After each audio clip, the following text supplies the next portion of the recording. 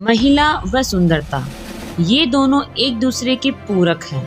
भगवान ने महिला के शरीर की आकृति, उसके चेहरे की बनावट, उसके चेहरे की सौम्यता, नैन नक्श इतनी खूबसूरती से उकेरे हैं कि महिला हर हाल में खूबसूरत लगती है।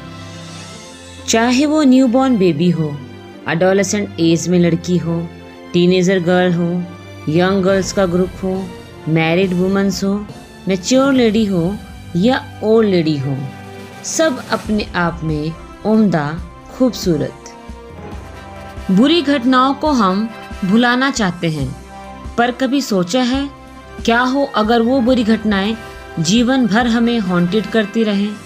वो बुरी घटना हर क्षण साए की तरह हमारे साथ चलती रहे।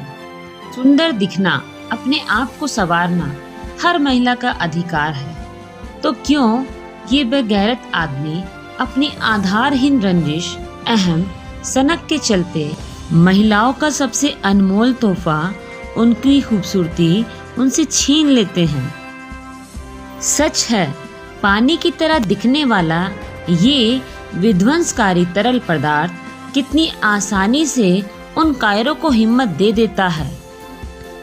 एक साधारण सी क्रिया, झटके से पलक झपकते ही एसिड फेंक देना, जैसे मजाक मजाक में हम एक दूसरे के साथ होली पर रंग फेंकते हैं।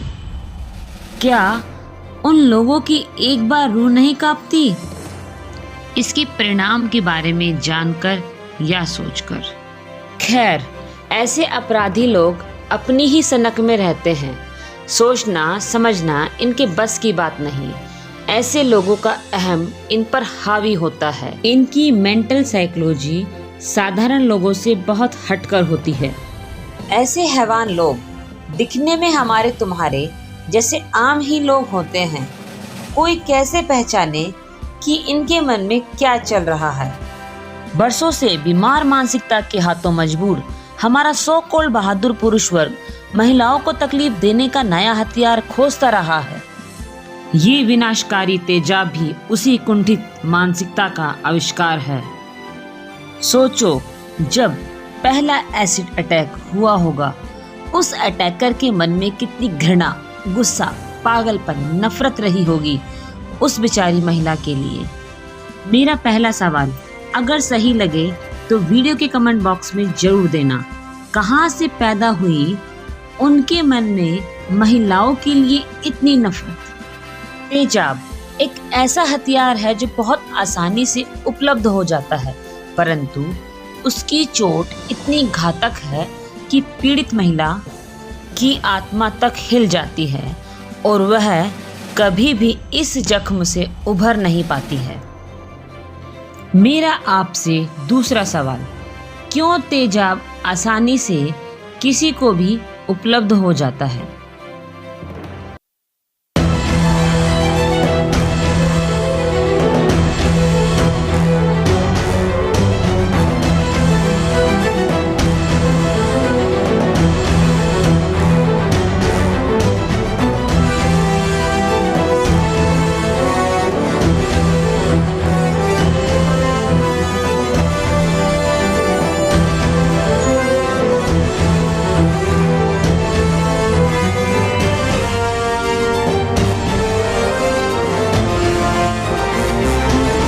जैसे ही किसी महिला पर एसिड अटैक होता है, महिला के प्रति सहानुभूति, परिवार की दयनीय हालत को दरकिनार करते हुए अखबार, news channel, news portal, social media, सबका तो दिवाली बम्पर ही निकल जाता है।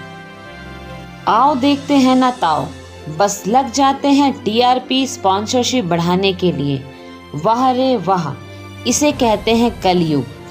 सामाजिक कार्यकर्ता, 2-4 लेख, 1-2 जंतर मंतर पर धरने, प्रदर्शन, आसपास मोहल्ले में बैठक, टीवी पर चर्चा, लोगों का वोट अपनी तरफ खींचना, और क्या, फिर से दूसरे एसिड अटैक का इंतजार और अपने दिवाली बम्पर का भरपूर फायदा उठाना।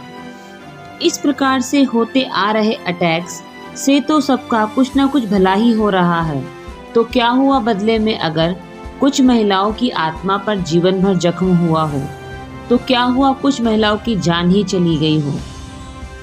और क्या हुआ अगर कुछ महिलाओं की जिंदगी बर्बाद हुई हो? तो कुछ नहीं हुआ, कोई फर्क नहीं पड़ता है सिस्टम को। चलो आज एक प्रण लेते हैं, छोड़ देते हैं सबसे विनती करना। यदि विनती करनी है तो अपनी आत्मा से करेंगे। हम अपनी आत्मा से हिम्मत मांगेंगे।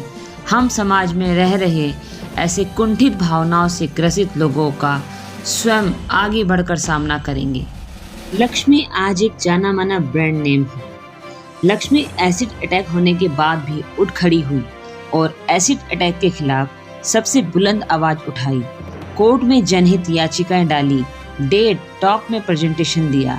अपने एफर्ट्स के चलते आज लक्ष्मी अग्रवाल एक जाना माना नाम हो चुकी है।